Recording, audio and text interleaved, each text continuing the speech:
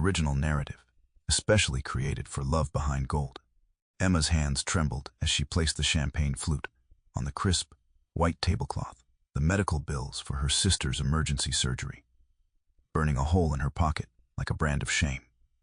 Across the dimly lit restaurant, Dominic Blackwood's steel-gray eyes followed her movements with calculated precision, his tailored suit a stark contrast to her worn server's uniform. When he slipped her his business card with an indecent proposal scrawled on the back, one weekend, as his fake girlfriend for enough money to cover Sarah's medical bills, Emma felt her throat tighten with both disgust and desperate hope. The contract he later pushed across his mahogany desk promised wealth in exchange for deception. No strings attached, no emotions involved.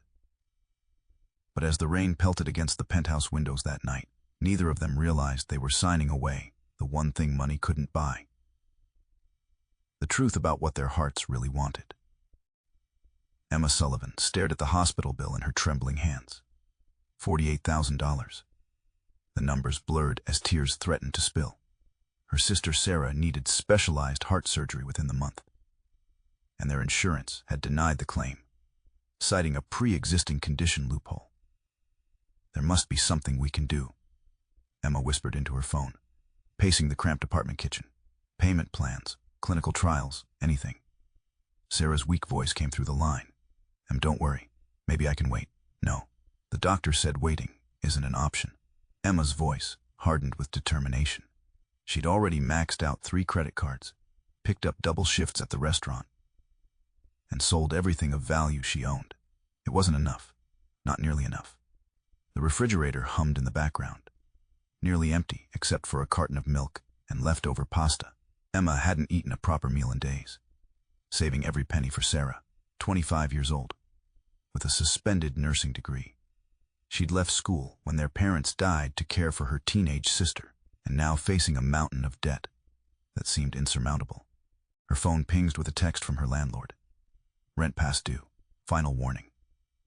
Emma slumped against the wall, sliding down until she hit the cold linoleum floor. She'd been strong for so long. For Sarah. But tonight, alone in the kitchen with bills scattered around her like fallen leaves, something inside her broke. "I'll figure it out," she promised, ending the call with her sister. She had one more shift tonight at La Maison, the upscale French restaurant where she served people who spent on a single meal what she made in a week. Someone there had to know something. Someone who could help. She was out of options and out of time. The crystal chandeliers of La Maison cast a golden glow over the dining room as Emma balanced 3 plates along her arm. Her feet ached in the mandatory heels, but her smile remained fixed. Tips were essential tonight. "Table 12 needs attention," her manager whispered sharply as she passed. Emma nodded, glancing toward the corner table, where a solitary man sat reviewing documents. Dominic Blackwood. Everyone on staff knew him, 32 years old, CEO of Blackwood Industries, and notorious for his exacting standards. He tipped generously, but rarely looked servers in the eye. "Good evening, Mr. Blackwood," Emma said, approaching his table. "Would you like to see our wine list?" He looked up, and Emma felt a jolt when those steel-gray eyes actually focused on her. For a moment, he seemed to study her face, noting details others missed. "Chateau Margaux, 2010, he said, his voice low and measured. "And whatever you recommend for dinner." Emma blinked, surprised by the deference. "The sea base is exceptional tonight." "Then sea base it is." He closed his folder and leaned back slightly. "You're new." 6 months, she corrected politely. A hint of amusement touched his lips. "Longer than most last here."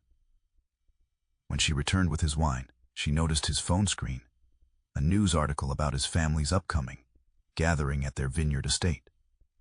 The headline mentioned speculation about Blackwood's relationship status and family pressure. He caught her glance and swiftly turned the phone over. Throughout dinner, she felt his eyes following her across the restaurant. Not in the way men sometimes looked at her. This was different, calculating, as if solving a puzzle. As she placed the check folder on his table, he said, "You seem distracted tonight." The genuine observation caught her off guard. "Just personal matters." "We all have those," he replied, sliding his card into the folder. When Emma returned with his receipt, Dominic Blackwood had already stood, his tall frame commanding attention, even in the crowded restaurant. He signed with a quick flourish, then hesitated, pen still in hand. "Is everything all right, Mr. Blackwood?" Emma asked. He studied her with that same analytical gaze. "How badly do you need money?" Emma stiffened. "Excuse me. That wasn't a proposition," he clarified, his voice cool. "It was an observation. Your hands shake slightly when you're not carrying plates. You check your phone whenever you pass the service station. And there's worry etched into every line of your face." Heat rushed to her cheeks. "I don't think my financial situation is appropriate dinner conversation." "Perhaps not," he agreed, writing something on the back of his business card.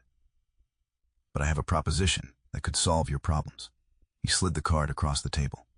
Emma glanced down and froze at what she read. $50,000 for one weekend as my girlfriend.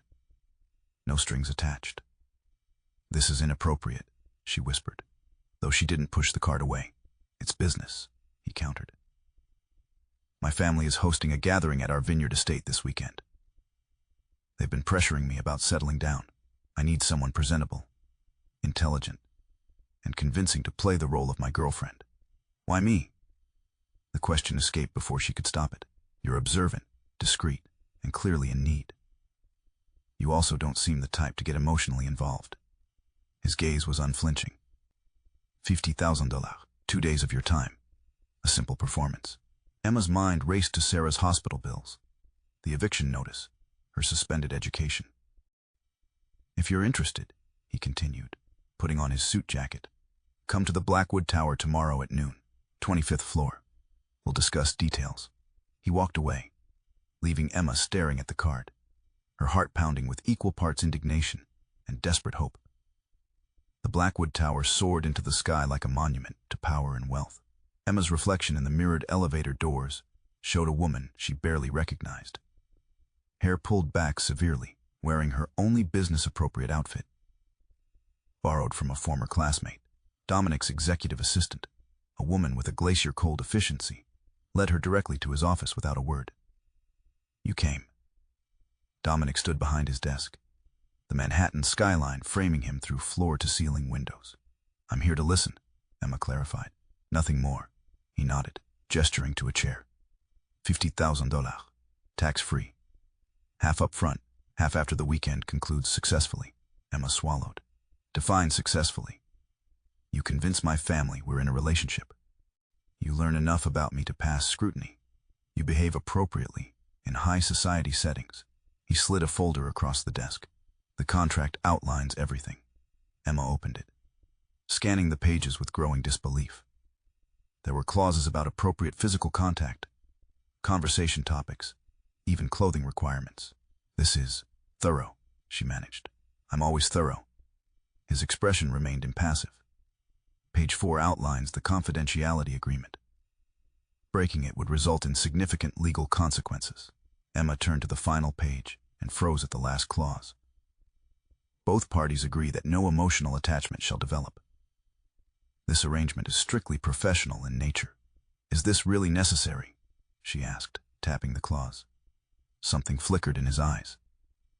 "Experience has taught me to be explicit about boundaries." Emma thought of Sarah in her hospital bed, of the mounting bills, of the dead end she'd reached. "I have one condition," straightening her shoulders. "I want it in writing that this remains consensual throughout. I can walk away if I'm uncomfortable, with proportional compensation for time served." Dominic studied her for a long moment before picking up a pen and adding the clause himself. "You're different than I expected," he said, offering the pen. Emma took her signature, sealing a pact with consequences neither could foresee. Dominic's penthouse occupied the top 2 floors of an exclusive building overlooking Central Park, floor-to-ceiling windows, minimalist furniture in shades of gray and blue, and not a single personal photograph in sight. It felt like an elegant hotel suite rather than a home. "We have 24 hours, Dominic announced, handing Emma a tablet.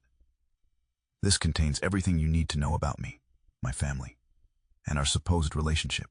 Emma scrolled through the document, eyes widening. "This is comprehensive.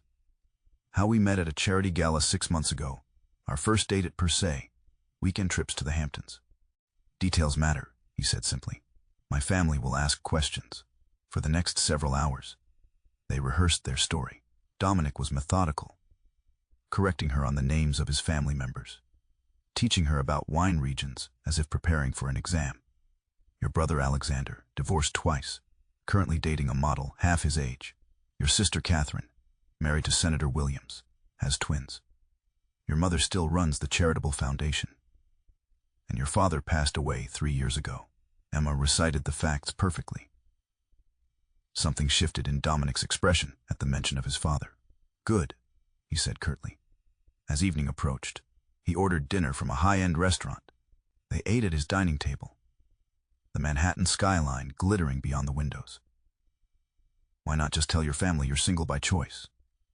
Emma asked between bites of perfectly seared scallops. Family dynamics are complicated, he replied, especially with a billion-dollar company involved.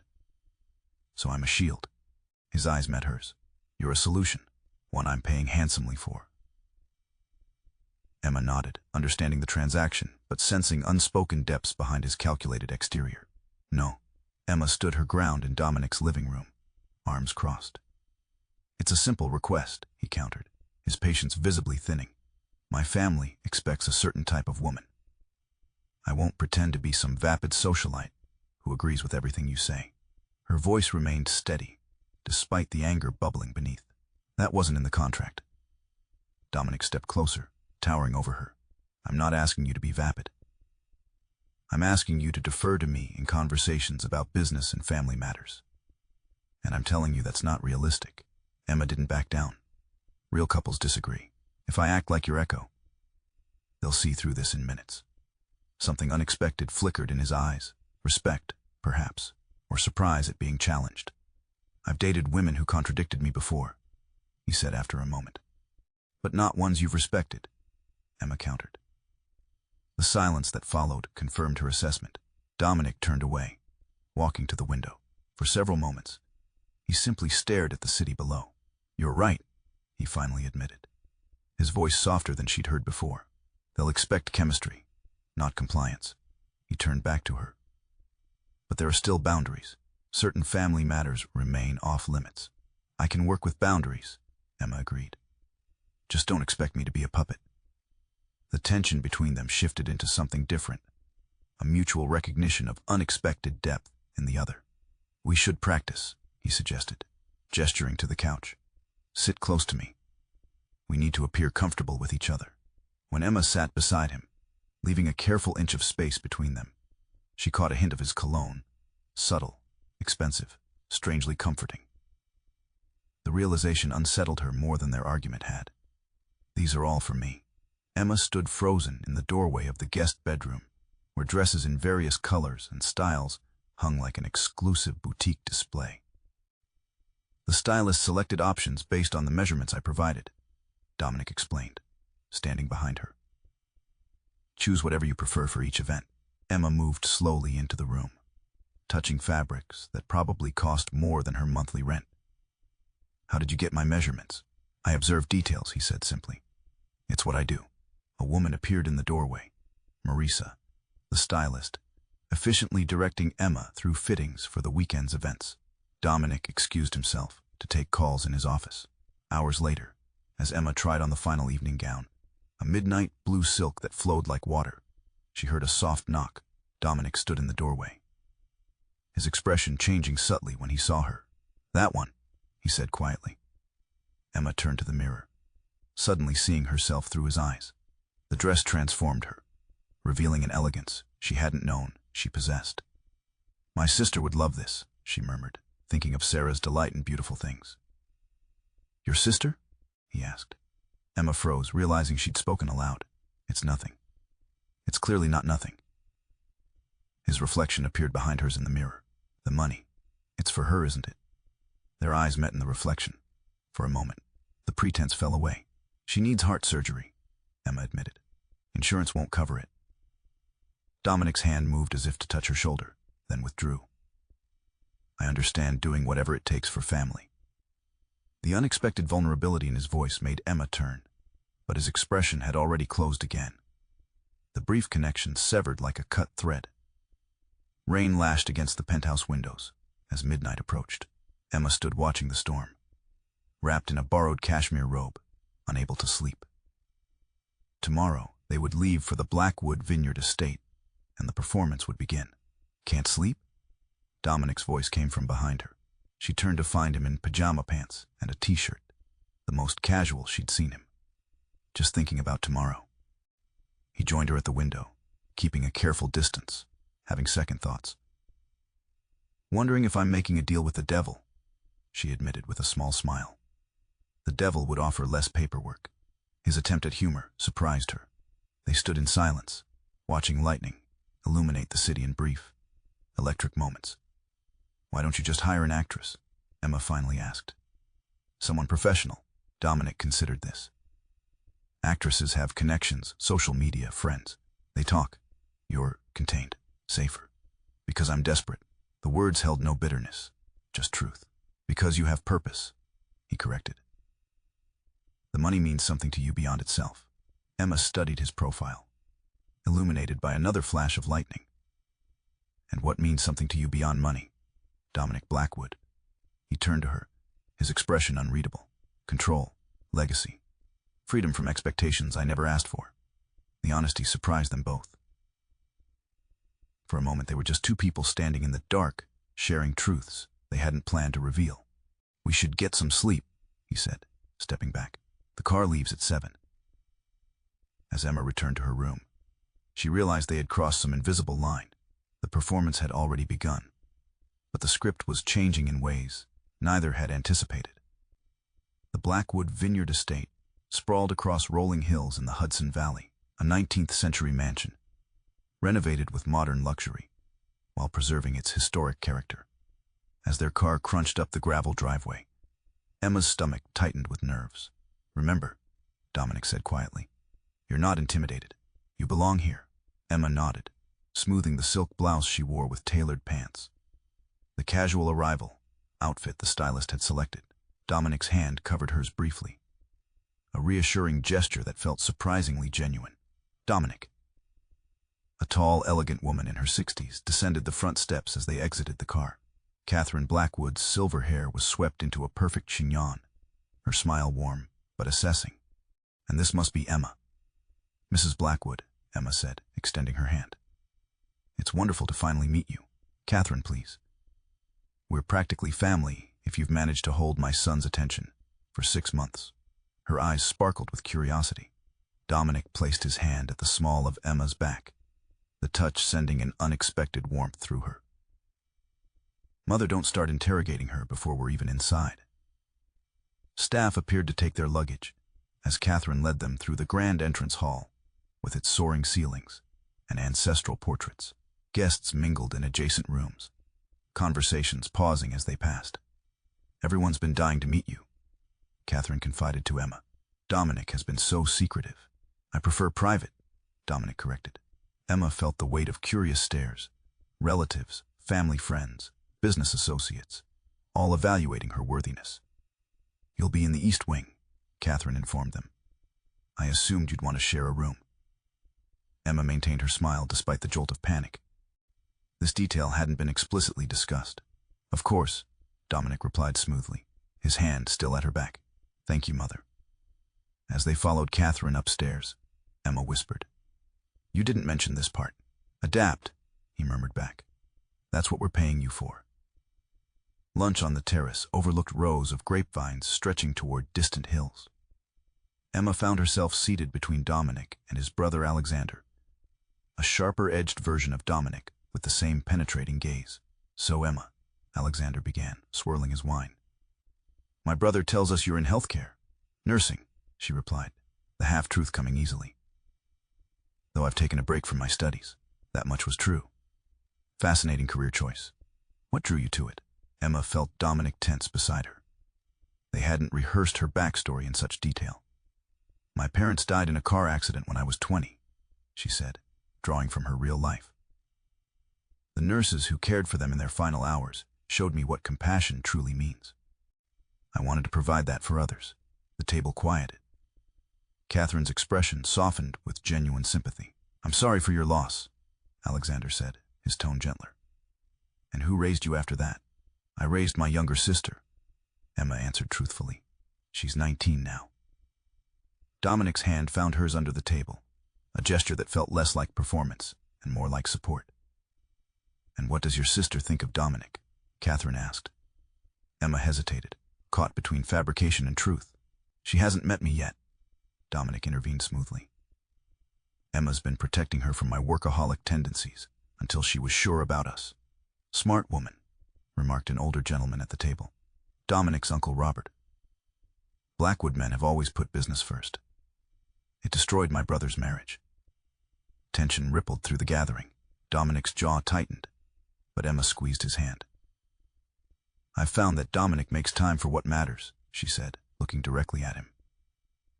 He just needed someone to remind him there's life outside those glass office walls. Something flickered in his eyes, surprise, gratitude, and something deeper she couldn't name. Well, Catherine declared, raising her glass, to reminding Dominic what matters. The toast echoed around the table, and Emma realized she'd passed a test she hadn't known she was taking. Evening transformed the vineyard's main hall into an elegant reception space. Crystal chandeliers cast golden light over polished floors, where couples swayed to the string quartet's melodies. Emma stood at the edge, watching Dominic speak with business associates, his tall figure commanding attention even across the room.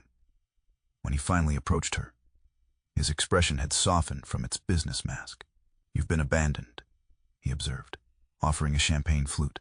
Strategic retreat, she corrected with a small smile. Your cousin Melissa was determined to uncover every detail of our courtship. You've handled everyone beautifully. There was genuine admiration in his voice. Even Alexander seems impressed, which is rare. The quartet began a new song, something slow and intimate.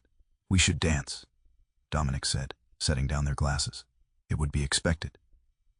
Emma nodded, allowing him to lead her to the dance floor. His hand settled at her waist, warm through the silk of her midnight blue gown.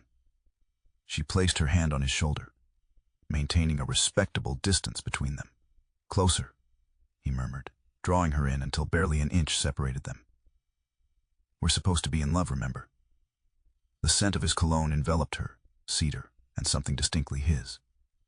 Emma focused on her breathing, on keeping her expression natural, despite the unexpected flutter in her chest. Everyone's watching, she whispered. Let them. His thumb traced a small circle against her back, perhaps unconsciously. They moved together with surprising harmony, as if they'd danced 100 times before. Emma found herself relaxing into his embrace, her head almost resting against his shoulder. This isn't so difficult, she said softly. Dominic's eyes met hers, something unguarded in their depths. No, he agreed. It isn't. For a moment, Emma forgot the contract, forgot the performance. There was only the music, the warmth of his hand against her back, and the dangerous realization that some part of her wished this moment were real. As midnight approached, guests gathered on the terrace for a toast.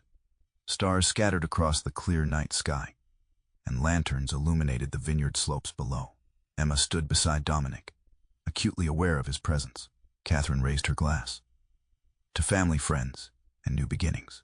Her gaze lingered meaningfully on Emma and Dominic, and to love, which always finds us when we least expect it. Glasses clinked. Emma sipped her champagne, feeling the weight of expectation around them. Kiss her, Dominic, called Alexander from across the terrace, a challenging glint in his eye. Don't be so reserved.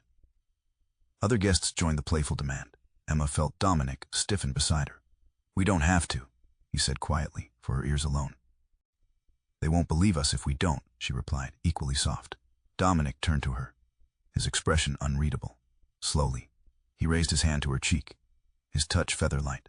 Emma's heart hammered against her ribs as he leaned down. She expected a brief, perfunctory kiss, a performance for their audience. What happened instead stole her breath. His lips met hers with gentle precision, a question rather than a demand. Something electric passed between them, and Emma found herself responding, her hand rising to rest against his chest. She felt his heartbeat accelerate beneath her palm. The kiss deepened for the briefest moment before Dominic pulled away. his eyes dark with confusion, and something that mirrored the sudden ache in her chest. Applause and good-natured teasing erupted around them. But Emma barely heard it. She was too focused on the realization that had struck them both.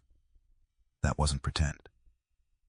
Later, as they walked in silence to their shared room, the space between them seemed charged with unspoken questions. At the door, Dominic paused. "I'll take the couch," he said, his voice rough. Emma nodded, unable to meet his eyes, afraid of what he might see there, afraid of what she might see in his.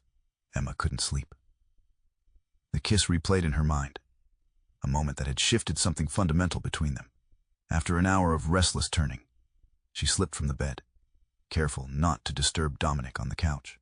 Wrapping herself in a cardigan, she padded silently to the balcony. The night air carried the scent of grapevines and earth. Below, moonlight silvered rows of vines stretching into darkness. Couldn't sleep either? She turned to find Dominic in the doorway, his hair disheveled, eyes shadowed. "Too much champagne," she lied. He joined her at the railing, keeping a careful distance. "You were remarkable today. Everyone believes you." "Believes us," she corrected softly. Silence stretched between them, filled with unasked questions. "Why did you really bring me here, Dominic?" Emma finally asked. "The truth." He stared out at the vineyard for so long she thought he might not answer. "My father's will," he finally said, his voice low. "The controlling interest in Blackwood Industries passes to me only if I'm in a stable relationship by my 33rd birthday. Otherwise, it's split between the board members. That's unusual."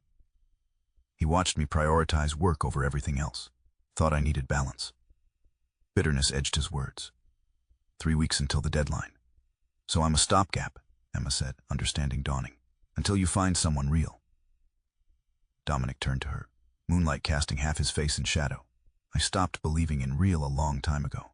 Every relationship I've had was about what I could provide. Money, status, connections." The raw honesty in his voice made her chest ache. "Including ours," she said softly. "Yes," he hesitated, "and no." Their eyes met, and Emma saw vulnerability beneath his carefully constructed armor, a loneliness that mirrored her own. "That kiss," he began, then stopped, "was part of the performance." Emma finished for him, offering the escape they both needed. Dominic nodded, though something in his expression suggested he knew, as she did, that it was a lie. Morning sunlight streamed through the windows as Emma dressed for breakfast. Dominic had already left the room, mentioning an early business call. Their midnight conversation lingered between them, unacknowledged, but impossible to forget. Emma's phone rang, Sarah's ringtone. Her heart jumped with worry. "Sarah, is everything okay?" Something weird happened. Her sister's voice sounded confused. "The hospital called. They said someone paid for my surgery, all of it, plus a year of follow-up care." Emma froze. "What? Who would?" "They said it was anonymous." Sarah's voice broke with emotion.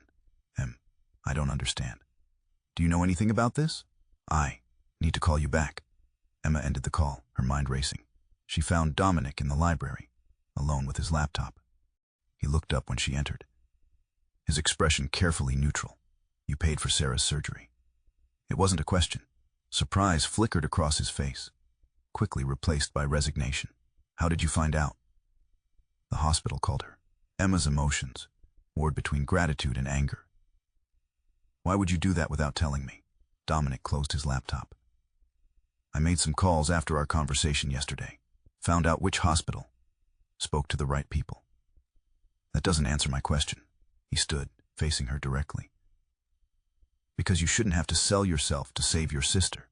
That's exactly what I'm doing," Emma countered. "The only difference is now, I don't know why I'm here." "You're here because we made a deal," he said, his voice hardening. "The money for Sarah was separate. I would have done it regardless. You had no right to interfere in my life like that. I had the means to help, so I did." His jaw tightened. "Would you rather I hadn't?" Emma struggled with the contradiction, grateful for Sarah's sake, yet feeling fundamentally undermined. "You should have asked me first," she finally said. "This was my burden to carry." "Some burdens don't need to be carried alone," he replied, his voice softening unexpectedly. In that moment, Emma realized how completely the lines had blurred between transaction and something far more dangerous. The afternoon garden party buzzed with conversation, but Emma moved through it in a daze. She maintained her role perfectly, smiling, engaging, playing the devoted girlfriend, while her mind churned with the implications of Dominic's intervention. "You two had a fight," Catherine observed, appearing beside Emma at the dessert table. Emma startled. "I'm sorry. A mother knows." Catherine selected a chocolate-dipped strawberry. "Dominic has that same closed expression his father used to get after an argument." Emma hesitated, unsure how to respond without revealing too much. "He means well," Catherine continued. "But Blackwood men have always believed they can fix everything with money and power. They rarely ask what people actually need." The insight was too accurate to ignore. "Did you and Mr. Blackwood have that problem?" Catherine's smile turned wistful. "For 30 years. James thought providing financially was enough. He never understood that sometimes people just need to be seen, not saved." Emma glanced across the lawn, where Dominic stood with Alexander, his posture rigid, expression controlled. "He wants to help," Emma admitted. "Of course he does. But help without respect becomes control." Catherine patted Emma's hand. "Don't let him off easy. The best thing that happened to James was when I walked out for a month. He finally learned to listen." Across the lawn, Dominic's eyes met Emma's. Something passed between them: regret, longing, confusion. Later, Emma found him alone in the wine cellar, selecting bottles for dinner. "I should have consulted you," he said before she could speak. "It was presumptuous." "Yes, it was." Emma stepped closer. "You can't buy solutions to every problem, Dominic. It's what I know how to do." The admission held unexpected vulnerability. "And what about the problems money can't solve?" she asked softly. His eyes met hers, filled with an emotion she couldn't, or wouldn't, name. "Those," he said quietly, "I've never learned to handle." The revelation came during dinner, innocuous yet devastating. "Emma, I've been meaning to ask," Alexander said, refilling his wine glass. "How's your sister's recovery going?" Dominic mentioned she had surgery recently. The table fell silent. Emma's fork froze halfway to her mouth as she turned to Dominic, whose face had gone pale. "You told them?" Her voice was barely audible. "I mentioned it to Alexander this morning," Dominic admitted, "when I explained why we might need to leave early tomorrow." But Emma understood the deeper betrayal. To discuss Sarah meant he'd also revealed her financial situation, the very reason she was here, playing a part, accepting money for deception. "Excuse me," she said, placing her napkin beside her plate with trembling fingers. She walked calmly from the dining room, maintaining composure until she reached their bedroom. She began packing with mechanical efficiency. Dominic found her 10 minutes later. "Emma, please let me explain." "There's nothing to explain." Her voice was eerily calm. "You revealed the one thing that mattered most to me, my dignity, my sister's privacy." "I didn't tell him about our arrangement," Dominic insisted. "Only that your sister had health issues." "It doesn't matter." Emma zipped her suitcase closed. "This whole weekend has been about control for you, controlling the narrative, controlling your family's perception, controlling my life with your money. That's not fair, isn't it?" She finally looked at him, her eyes bright with unshed tears. "You paid for Sarah's surgery without asking me. You discussed her with your family without permission. You've orchestrated every moment of this charade." "I was trying to help." "No," Emma said, the truth crystallizing. "You were trying to feel something real in a life full of transactions. But you can't buy authenticity, Dominic." She called for a car, refusing his offers to drive her home. "The contract is void," she said at the door. "Keep your money. I'm done being purchased." 3 days after Emma walked out, Dominic stood in his office overlooking Manhattan, holding the document that granted him full control of Blackwood Industries. The board had been convinced by his relationship with Emma, fulfilling his father's stipulation with a week to spare. He should have felt triumphant. Instead, emptiness hollowed his chest. "Congratulations," Alexander said, entering without knocking. "Father would be proud." Dominic set the document down. "Would he?" Alexander studied him. "You're not celebrating." "What's to celebrate?" "I manipulated a woman who needed help into pretending to love me, so I could maintain control of a company. I already effectively ran. She left quite an impression, Alexander observed. I've never seen you like this over anyone. Dominic turned to the window, unwilling to let his brother see the truth in his eyes. She saw through everything. All the facades, the control mechanisms, the walls I've built. So what are you going to do about it? Nothing. She made her position clear. Alexander laughed sharply. God, you really are Father's son. He let pride cost him years with Mother that he could never get back. The comparison stung. This is different. Is it? You found someone real in a world of pretense, and you're letting her walk away because admitting you need her terrifies you more than being alone. Dominic's phone chimed. A message from his assistant confirming Emma had returned the clothes, jewelry, everything he'd provided for the weekend. She'd kept nothing. She doesn't want anything from me, Dominic said quietly. Maybe that's exactly why you need her, Alexander replied. When was the last time someone wanted you for something other than what you could give them?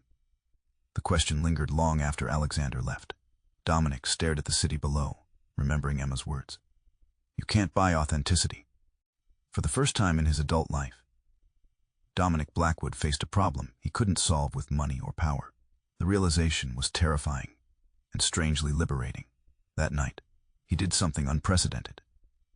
He left work early, canceled his meetings for the next day, and began to form a plan that had nothing to do with business. Rain poured mercilessly as Emma hurried from the hospital where she'd visited Sarah. The surgery had been scheduled for the following week. She hadn't canceled it, despite returning Dominic's money. Instead, she'd taken out a crushing loan, determined to handle it herself. Huddled under her inadequate umbrella, she almost missed the figure standing beside her apartment building. Tall, unprotected from the downpour, his expensive suit soaked through. Dominic. She stopped several feet away, heart hammering. What are you doing here? He looked different, vulnerable, his carefully styled hair plastered to his forehead, water streaming down his face. I needed to see you. How did you find me? I remembered the address from your application. He made no move to come closer. I've been waiting for 2 hours. Emma stared, disbelieving. In the rain? Why didn't you wait inside? Because I needed you to see me without the trappings. No penthouse, no car service, no power dynamics. His voice carried raw honesty. Just me, asking for a second chance I probably don't deserve. Something in his humility reached past her defenses. Come inside, she finally said, before you catch pneumonia. Her tiny apartment felt even smaller with Dominic in it. She handed him a towel, hyper-aware of the shabby furniture, the water stain on the ceiling, the stark contrast to his world. I was wrong, he said simply, making no move to dry himself. About everything. The way I handled Sarah's treatment, the way I discussed your life with Alexander, the way I tried to control the situation instead of respecting your agency. Emma's carefully constructed anger began to crumble. Why are you really here, Dominic? Because nothing makes sense without you. The confession seemed torn from him. The company, the money, the power. It's all meaningless. I've spent my life building walls to keep people at a safe distance.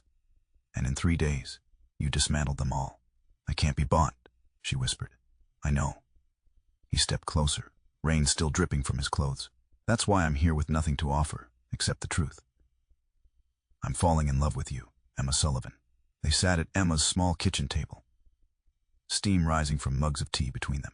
Dominic, now in borrowed sweatpants, and a t-shirt that stretched tight across his shoulders, looked strangely more authentic than he ever had in his tailored suits. I canceled the loan, Emma said, breaking the silence. For Sarah's surgery. Dominic looked up sharply. Emma, let me finish, she interrupted gently. I'm accepting your help, not as payment, not as charity, but as a gift I choose to receive. Sarah's health matters more than my pride. Relief washed over his features. Thank you. But there have to be boundaries, she continued. Clear ones. I need to stand on my own feet. I understand. He hesitated.